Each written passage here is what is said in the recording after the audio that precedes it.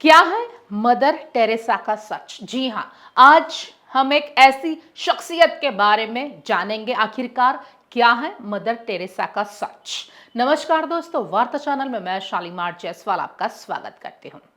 Mother Teresa का गरीबों और मरीजों की सेवा के पीछे का मुख्य उद्देश्य क्या था?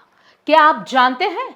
मदर टेरेसा सेवा की आड़ में, जी हां, सेवा की आड़ में गरीबों की मजबूरी का फायदा उठाकर धर्म परिवर्तन का कार्य किया करती थी। मदर टेरेसा ने 1950 में मिशनरीज ऑफ चैरिटी की मदद से भारत में निर्मल हृदय और निर्मला शिशु भवन की स्थापना की।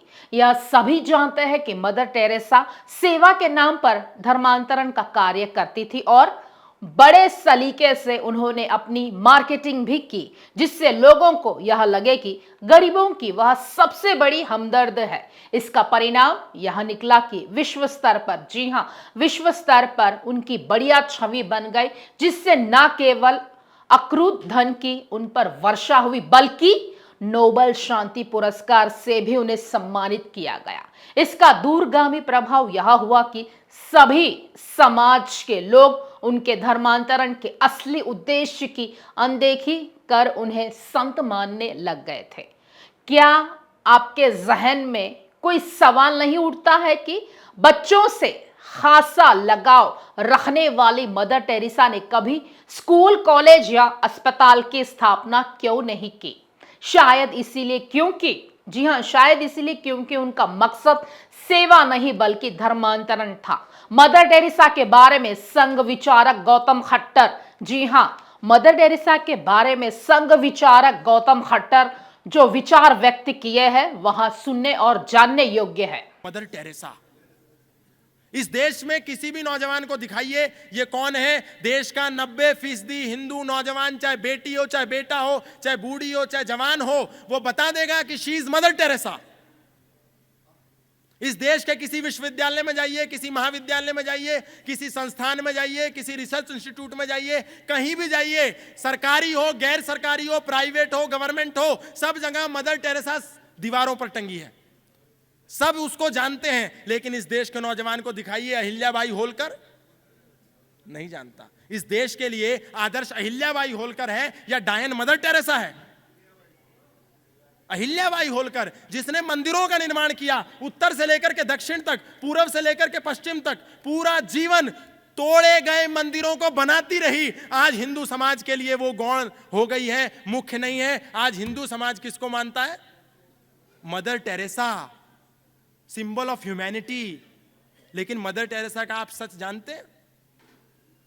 मदर टेरेसा 1950 में क्रिश्चियन मिशनरी भारत में आई और उसने एक संस्था बनाई, मिशनरी ऑफ चैरिटी। कलकत्ता में एक मंदिर था, काली मंदिर। देखिए, इतिहास में हम अपनी चीजों को यदि छोड़ देते हैं तो भविष्य में कैसे घातक हो जाता है। आप इस बात को नहीं जानते, इस देश में बहुसंख्य हिंदू इस बात को नहीं जानता। मिशनरी ऑफ चैरिटी का जो कार्यालय बना, मुख्यालय बना, जिसमें निर्मल हृदय अस्पताल की स्थापना उसने करी, वो एक काली माता का मंदिर था। हिंदुओं ने काली माता के मंदिर को खंडर बना दिया। बाहर से आई हुई आक्रांता ईसाई मिशनरी मदर टेरेसा ने उसको अपनी ताकत बना लिया। वहां मिशनरी ऑफ चैरिटी की स्थापना कर दी, वहां निर्मल हृदय बना दिया। निर्मल हृदय बनाने के बाद दुनिया में यह प्रचारित करा कि यह मानवता की पोषक है। लेकिन सत्य यह था कि वो मानवता की हत्यारी थी, पोषक नहीं थी। और ये मैं नहीं कह रहा हूं, उनके यहां डॉक्टर अरूप चटर्जी जो एक वॉलेंटियर थे, उन्होंने एक पुस्तक लिखी, Mother Teresa an untold story. उस पुस्तक में उसको उन्होंने रहस्य को उजागर किया कि मदर टेरेसा के यहां जो नई सिरिंज होती है, इंजेक्शन होते हैं, ग्लव्स होते हैं, वो डिब्बे में बंद पड़े रहते थे। उसके बाद भी मदर टेरेसा यूज की हुई सिरिंज को पेशेंट पर यूज कराती थी ताकि वो जल्दी मरे। और ऐसा कहती थी कि पीड़ा ईसा मसीह का, खुदा का आशीर्वाद है, प्रेम है। लेकिन वही मदर टेरेसा को जब कार्डियक अरेस्ट आया, हार्ट अटैक आया, तो उस मदर टेरेसा ने वो पुरानी सिरिंज उपयोग नहीं करी। वो मदर टेरेसा कलकत्ता के सबसे हाईटेक अस्पताल में जाकर के भर्ती हो गई बीएन बिरला रिसर्च इंस्टीट्यूट में। यदि पीड़ा ईसा मसीह का प्रसाद था तो मदर टेरेसा ने क्यों निर्मल हृदय अस्पताल में अपना इलाज नहीं कराया? निर्मल हृदय अस्पताल था ही नहीं, वो तो एक गटर खाना था जहां पर लोगों को लाया जाता था केवल मारने के लिए। उसके बाद हमने देखो क्या किया, उसको भारत रत्न दिया।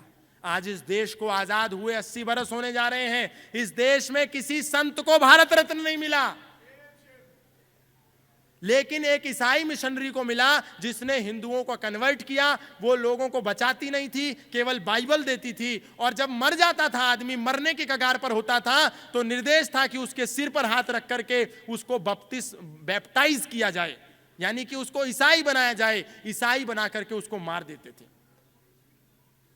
सन 1990 तक दुनिया में ह्यूमन स्कल का सबसे बड़ा एक्सपोर्टर कलकत्ता था, दुनिया का सबसे बड़ा एक्सपोर्टर। मदर टेरेसा ने खुद इस बात को स्वीकार किया कि हमारे यहां 26,000 से ज्यादा हमारे निर्मल हृदय अस्पताल में लोग मरे हैं, लेकिन मरने वालों के शरीर के साथ क्या होता था यह हमने कभी चिंतन नहीं किया। उसके स्कल को यूरोपियन कंट्री में भेज दिया जाता था। ये विश्व के जितने डॉक्यूमेंट हैं वो बता रहे हैं। और चलिए, अरूप चटर्जी तो भारत का व्यक्ति था, हो सकता है कि उसने कोई प्रोपेगेंडा रच दिया हो, झूठ बोला हो, नरेटिव रचा हो, लेकिन टेरेसी लियोनार्ड ने अपनी बुक में यह बात लिखी है। वो मदर टेरेसा के निर्मल हृदय की पूर्व वॉलंटियर थी, पूर्व कार्यकर्ता थी। मैरी ल्यूडोन, उसने अपने इंटरव्यू में यह बात कही, वो मदर टेरेसा के अस्पताल की पूर्व कार्यकर्ता थी।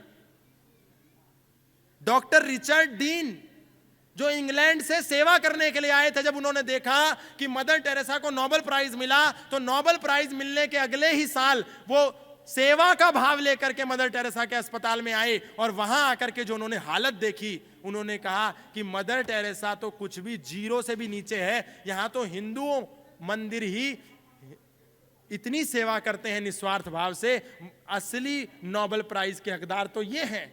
मदर टेरेसा का निर्मल हृदय तो गटर खाना है। डॉक्टर रिचर्ड कह रहे हैं, विदेशी व्यक्ति, Dale Litten, Tim Stillwin, doctor Jack Prager, former nun Susan Sales, सारे लोगों ने यही बात कही कि मदर टेरेसा कोई मानवता की पोषक नहीं है, मदर टेरेसा कन्वर्जन की देवी है, मानवता की देवी नहीं है। और मदर टेरेसा ने यह कब किया? केवल निर्मल हृदय में एक कमरा था जिसमें एक समय में 50 आदमी 50 औरतें रहती थी, और कुछ था ही नहीं। तब जब मदर टेरेसा को सालाना $100 मिलियन से ज्यादा डोनेशन मिलता था, वेटिकन बैंक में उनका इतना पैसा जमा था कि अगर वो अपना पैसा निकाल देती तो वेटिकन बैंक का दिवाला निकल जाता, इतना पैसा था। उसके बाद भी मानवता की सेवा नहीं करी, और हमको झूठ पढ़ा दिया, हमको गलत बात पढ़ाई गई कि मदर टेरेसा देवी हैं। देवी नहीं है, मदर टेरेसा डायन है। असली देवी देवी अहिल्याबाई होलकर है।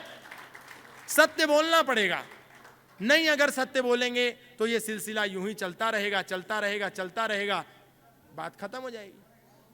सत्य तो बोलना पड़ेगा।